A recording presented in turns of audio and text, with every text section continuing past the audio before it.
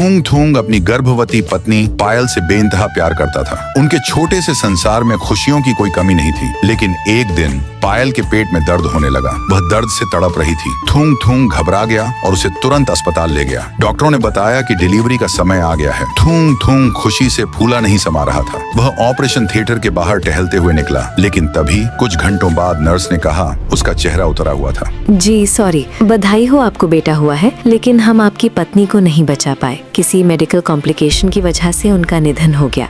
थूंग थूंग के पैरों तले जमीन खिसक गई। एक हाथ में नन्ही सी जान थी और दूसरे हाथ से उसकी पूरी दुनिया उजड़ चुकी थी। वह पूरी तरह टूट गया।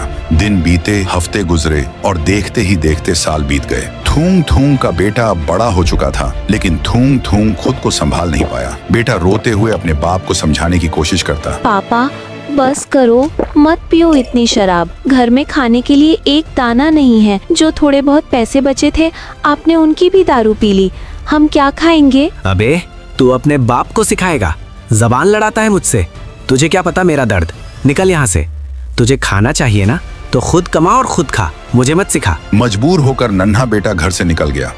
उसने पेट पालने के लिए दूसरों के बगीचों से छुपकर फूल चुराना शुरू कर दिया। वह रोज सड़क किनारे बैठता और आने जाने वालों से विनती करता कि कोई उसके फूल खरीद ले। एक दिन किस्मत का खेल पलटा। बेटे का एक भी फूल नहीं बिका था। वह उदास होकर घर लौट रहा था। तभी उसने देखा कि एक तेज रफ्तार कार एक बूढ़ी दादी माँ को कुचलने वाली थी और दादी माँ को धक्का देकर बचा लिया। कार वाला तो भाग गया, लेकिन डर और झटके की वजह से दादी माँ बेहोश हो गई। लड़के ने तुरंत उन पर पानी छिड़का। कुछ देर बाद दादी माँ को होश आया। दादी माँ बोली, शुक्रिया बेटा, आज तुमने बुढ़ापे में मेरी जान बचा ली। तुम बहुत नेक दिल बच्चे हो। मैं तुम्हें खाली हाथ नहीं जाने दूंगी। दादी माँ ने हवा में हाथ घुमाया और अचानक एक पत्थर की चक्की प्रकट हुई। लड़का हैरान रह गया। वह उस भारी चक्की को घसीटते हुए अपने घर ले आया। उसे लगा ये कोई मामूली पत्थर है, लेकिन वह गलत था। वह एक जादुई चक्की थी। जब उसने चक्की घुमाई तो उसमें से अनाज नहीं बल्कि सोना, पैसे और जरूरत का हर सामान निकलने लगा।